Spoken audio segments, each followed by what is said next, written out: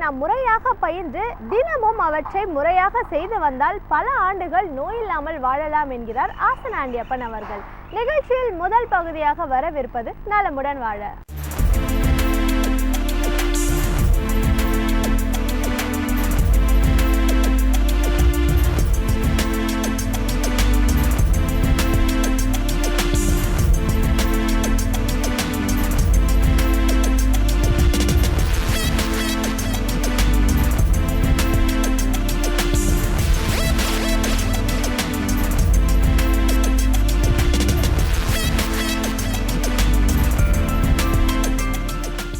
என் இனிய உலகத் தமிழ் மக்களே, தாய்மார்களே, பெரியோர்களே, சிறார்களே, என் அருமைச் சீடர்களே, என் இனிய யோக நண்பர்களே, உங்கள் அனைவருக்கும் என் இனிய காலை வணக்கம்.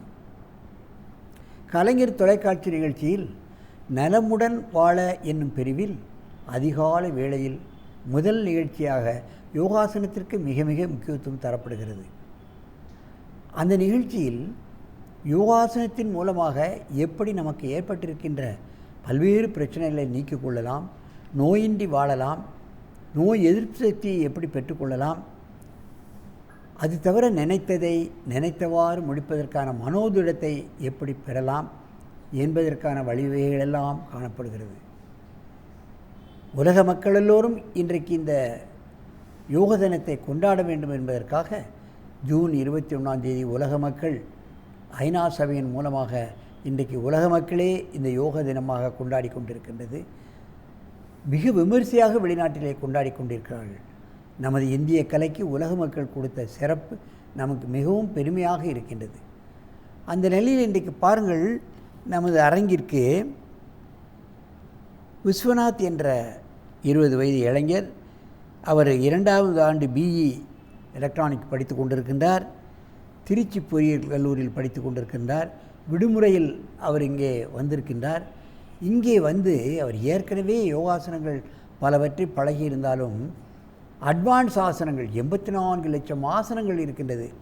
அவைகளில் ஏதாவது கடினமான ஆசனங்களை பழக வேண்டும் என்பதற்காக லீவு நாளில் இங்கே வந்து இருந்து பயிற்சி சாலையில் அவர் அற்புதமான ஆசனங்களை எல்லாம் பழகி கொண்டிருக்கின்றார்.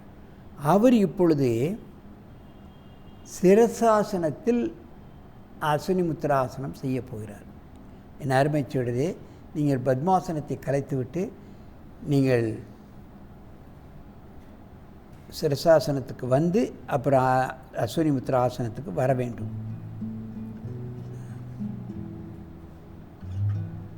மெதுவாக செய்யுங்கள், அவசரப்பட தேவையில்லை. சிரசாசனம் என்பது மாணவர்களுக்கு மிகவும் தேவையானது.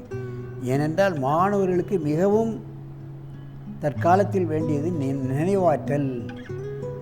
அதோடு இன்று பார்ப்பீர்களானால் மாணவர்கள் இளமை பருவத்திலேயே சில கெட்ட பழக்கங்களை பழகி விடுகிறார்கள்.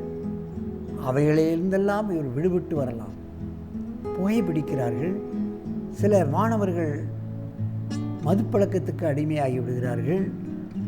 அவைகளெல்லாம் அவர்கள் விடுபட வேண்டும். அப்பொழுதுதான் எதிர்காலம் அவர்கள் சிறப்பாக அமையும். இன்றைக்கு இந்தியாவே இளைஞர்கள் தான் வழிநடத்தி செல்ல வேண்டும்.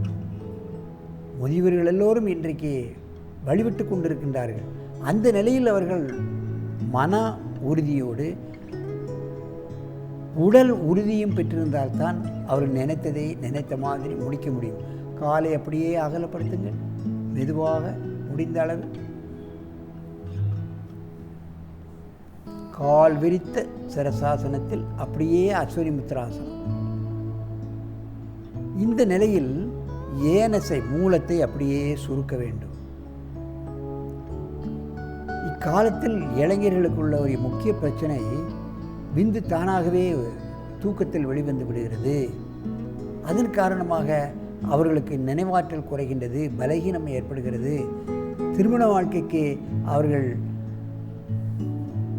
சரியான நிலையில் இல்லை என்பதை உணர்ந்து கொள்கிறார்கள். அவைகளெல்லாம் தவிர்க்கப்பட வேண்டும் என்று சொன்னால் இந்த ஆசனத்தில் அந்த மூலத்தை சுருக்கி பழகினால் அந்த மாதிரியான ஒரு செமன் இரவிலே விந்து வெளியாகாது. அப்படியே உட்காருங்க, தலைகளை வைங்க, அப்படியே இருங்க.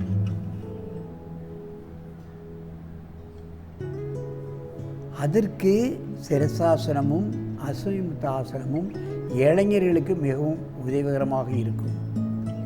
மெதுவாக எழுந்திருங்கள். முட்டிலே கை வைத்து தலையை மண்ணும் மண்ணும் பக்கவாட்டில் லேசாக ஆட்டுங்கள். ஏனென்றால் இந்த கழுத்து பகுதியிலே பிளட் சர்க்குலேஷன் அதிகமாகி ஒரு இறுக்கம் கிடைக்கும். அந்த இறுக்கத்தை தவிர்ப்பதற்காகத்தான் முன்னும் பின்னும் ஆட்டி பக்கவாட்டில் அப்படியே திரும்புங்க. பக்கத்தில் இந்த பக்கம் லெஃப்ட், இடது பக்கம், இந்த பக்கம்.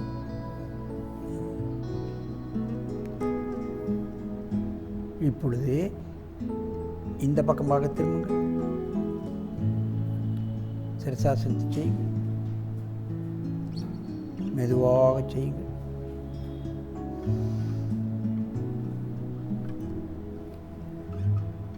இளைஞர்களுக்கு யோகாசனம் செய்ய வேண்டும் என்ற ஆர்வம் வந்ததே ஒரு பெரிய வரப்பிரசாதம்.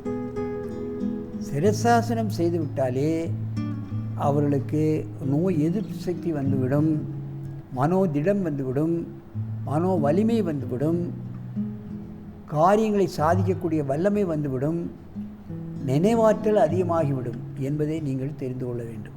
காலை சற்று அகலப்படுத்துங்கள். நன்றாக அகலப்படுத்தி மீண்டும் காலை கும்பிடுங்கள். அந்த ஏனஸை சிரசாசன அஸ்வினி முத்திரா.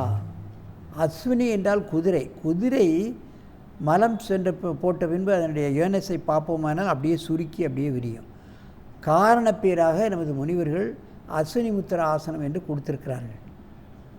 சிரசாசனத்தில் செய்யலாம், விபரீதகரணியில் செய்யலாம், சர்வாங்காசனத்திலையும் செய்யலாம்.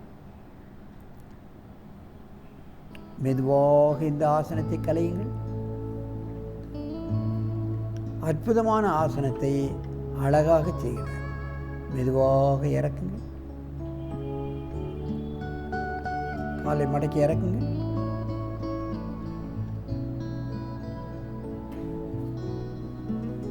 தலையை உடனடியாக தூக்கக்கூடாது. அப்படி தூக்கினால் அப்படி ஒரு ஆட்டம் கிடைக்கும், பய உணர்வு வரும்.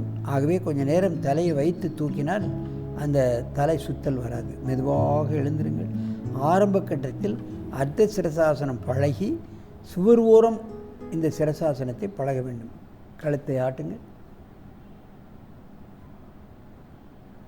அப்படியே பத்மாசனத்தில் அங்கே அமருங்கள்.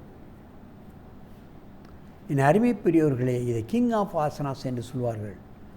நான் பலமுறை சொல்லியிருக்கின்றேன். அந்த காலத்து தலைவர்கள் எல்லோரும் பண்டித ஜவஹர்லால் தோன்றி அவருடைய இந்திரா காந்தி அம்மையார் அவர்கள், அவருடைய குழந்தைகள் பட்டேல், மொரார்ஜி தேசாய் போன்றவர்கள் எல்லோரும் இந்த யோகாசனத்தை அவர்கள் பல காலம் சுதந்திர காலத்தில் செயலில் இருந்த பொழுது இந்த சிரசாசனத்தையும் இன்ன பிற ஆசனங்களையும் செய்து மனதை திடப்படுத்தி கொண்டிருந்தார்கள்.